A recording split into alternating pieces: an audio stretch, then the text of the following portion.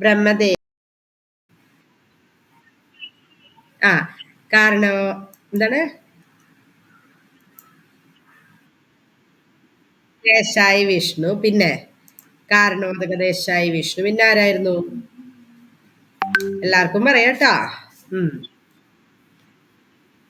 Yes, ഗർഭോദക Desai Vishnu. ഗർഭോദക Desai വിഷ്ണുവിനെയാണ് Mahavishnu എന്നൊക്കെ പറഞ്ഞ് നമ്മൾ ആരാധിക്കുന്നത് കേട്ടാ.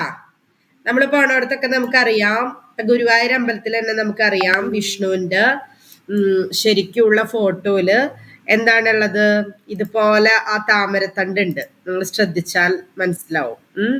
അതുപോലെ നമ്മള് പത്മനാഭസ്വാമി ക്ഷേത്രത്തിൽ പോയാല് പോയിട്ടുള്ള എത്ര പേരുണ്ട്? കുറെ പേരുണ്ടോ പത്മനാഭസ്വാമി ക്ഷേത്രത്തില്? തിരുവനന്തപുരം പത്മനാഭസ്വാമി ക്ഷേത്രത്തിൽ പോയവരുണ്ടോ?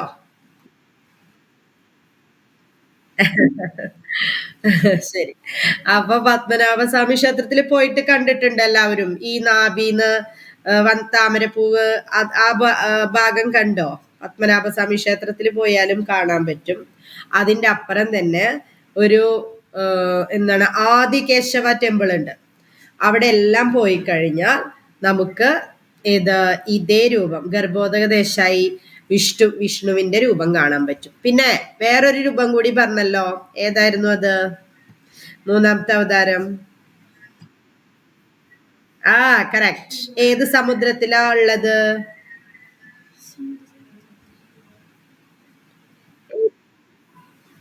കാരണസമുദ്രത്തിലാ? ക്ഷീരസമുദ്രത്തിലാണ് ഉള്ളത് അല്ലെ? ക്ഷീരസമുദ്രത്തിലാണ് ഉള്ളത്. അപ്പൊ ഇപ്പൊ നമ്മള് മഹാവിഷ്ണു എന്ന് പറയുന്നത് എവിടെയുള്ള വിഷ്ണു എന്ന് മനസ്സിലായില്ലേ? നമ്മുടെ ബ്രഹ്മാണ്ടത്തിനെ മൊത്തം നോക്കി നടത്താൻ വേണ്ടിയിട്ട് അവതരിച്ചിട്ടുള്ള വിഷ്ണുവാണ്. ഏത് വിഷ്ണു? മഹാവിഷ്ണു, അല്ലെങ്കിൽ എന്താണ് ഗർഭോദക ദേശായി വിഷ്ണു.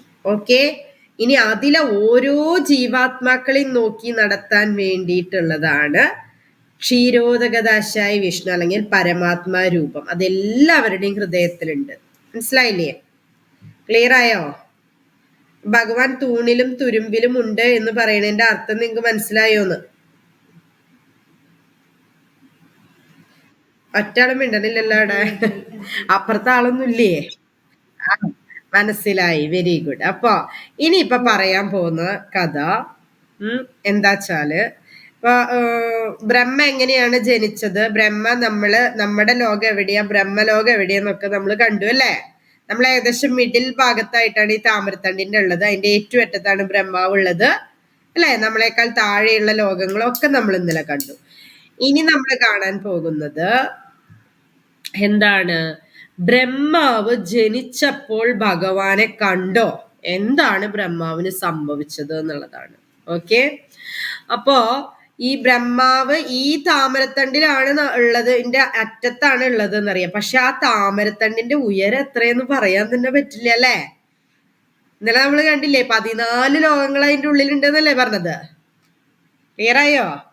അപ്പൊ ഭൂമിയുടെ ഒരറ്റത്തു നിന്ന് മറ്റേ അറ്റത്തേക്ക് പോവാൻ തന്നെ നമുക്ക് പറ്റില്ല. അപ്പൊ ഭഗവാനിൽ നിന്ന്, അതായത് ഗർഭോദക സമുദ്രം, ഏത് സമുദ്രത്തിലാണ് കിടക്കുന്നത് ഭഗവാൻ?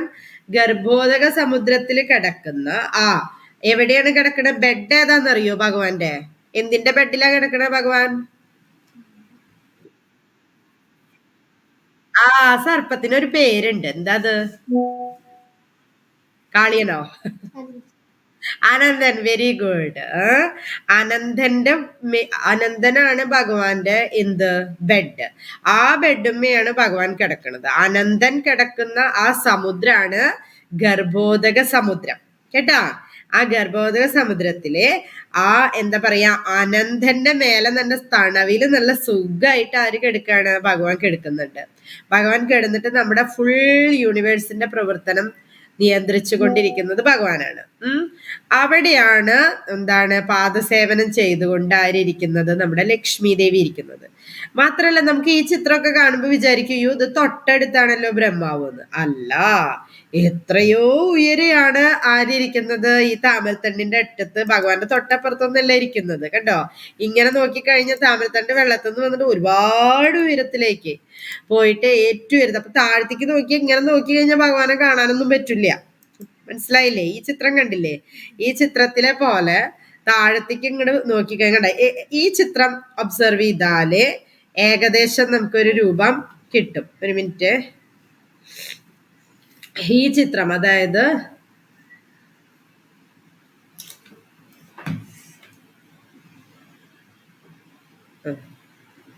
ഈ ചിത്രം ഒബ്സർവ് ചെയ്ത് കഴിഞ്ഞാൽ, ഈ ചിത്രം ഒബ്സർവ് ചെയ്താൽ ഏകദേശം ഒരു ഐഡിയ കിട്ടും എത്ര ഉയരത്താണ് ഉള്ളത് എന്ന്. അപ്പോ നമ്മുടെ ബ്രഹ്മാവ് ജനിച്ചപ്പോഴേ തൊട്ട് ആ താമരയുടെ ആകെ മൂപ്പർക്ക് കാണാനുള്ളത് ഒരു താമര, പിന്നെ ചുറ്റും ഭയങ്കര, എങ്ങനെ നമ്മൾ സ്പേസിൽ ഒറ്റയ്ക്കായ എങ്ങനെ ഉണ്ടാവും അതേ ഒരു അവസ്ഥയാണ് ബ്രഹ്മാവിന്. ചുറ്റും നോക്കുമ്പോ ആകെ ഇരുട്ട്, ആരും കാണാനില്ല. അപ്പുറം ഇപ്പുറം ഒന്നും ആരെയും കാണാനില്ല. അപ്പൊ ഞാൻ എന്തിനപ്പ ജനിച്ചുള്ളത്, ഞാൻ എന്തിനപ്പ ഈ താമരേമ ഇരിക്കണ?